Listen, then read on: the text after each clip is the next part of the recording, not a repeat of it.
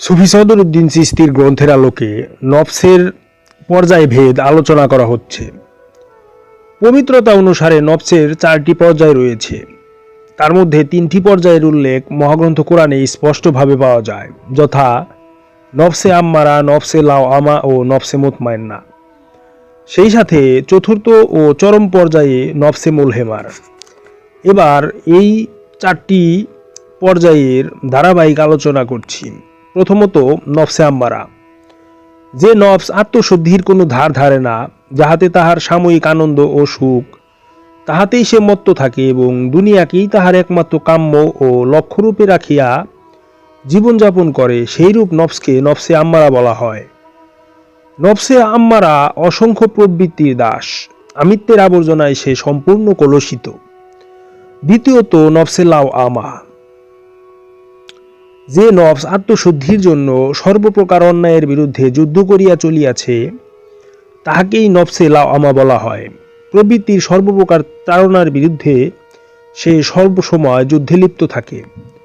অনুবাদে এই প্রকার নফসকে অনুতাপশীল নফস বা মোজাহিদ নফস বলা যাইতে পারে, কারণ এই প্রকার নফস আমিত্বের অপরাধের মধ্যে বাস করিলেও তাহার জন্য সে অনুতপ্ত থাকে।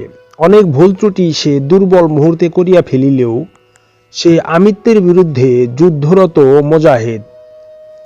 তৃতীয়ত নফসে মুতমাইন্না, যে নফস প্রবৃত্তির বিরুদ্ধে যুদ্ধ করিয়া জয়যুক্ত হইয়াছে বা পরিশুদ্ধ হইয়া গিয়াছে, তাহাকেই নফসে মুতমাইন্না বলে। এই নফস নিশ্চিন্ত, সুতরাং উহাকে পরিতুষ্ট বা বিজয়ী নফস বলা যাইতে পারে।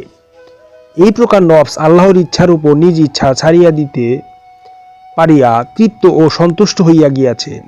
জেহাদে থাকা অবস্থায় নফস আল্লাহর ইচ্ছার উপর তৃপ্ত হইতে পারে নাই, নফস যন্ত্রণা অনুভব করিয়াছে। নফস এখন নিজের বিরুদ্ধে যুদ্ধে জয়ী হইয়া আমিত্ব এক প্রকার ত্যাগ করিতেই পারিয়াছে, তাই সে মসজিদে দাখিল হইয়া নিশ্চিন্ত হইতে পারিয়াছে। নফসের রোদন ও জ্বালা যন্ত্রণা ইত্যাদি সবই দূর হইয়া গিয়াছে। প্রকৃতি তাহার দাস হইয়া সেবায় নিযুক্ত হইয়া গিয়াছে, সুতরাং কেতাবের সহিত বিরোধ সম্পূর্ণ মিটিয়া গিয়াছে। সে এখন পরিতৃপ্ত ও শান্ত।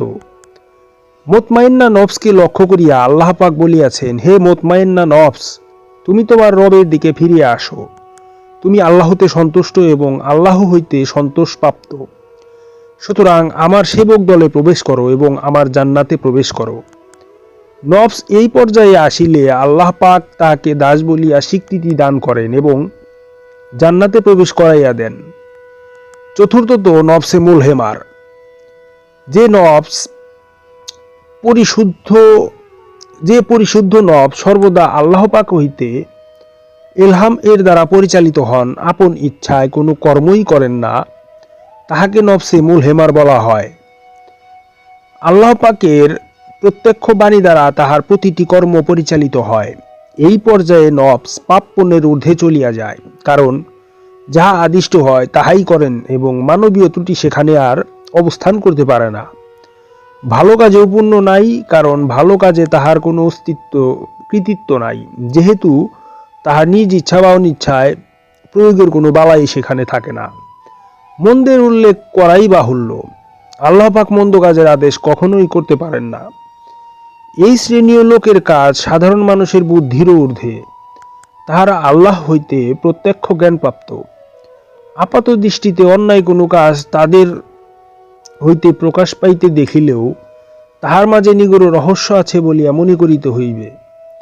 উদাহরণস্বরূপ হযরত খিজির আলাইহিস সালামের 3টি ঘটনা কোরআন মাজিদে উল্লেখ আছে।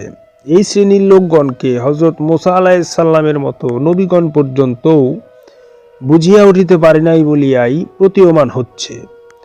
তাদের সম্মান আল্লাহর সম্মানের সঙ্গে সমসূত্রেই গ্রথিত।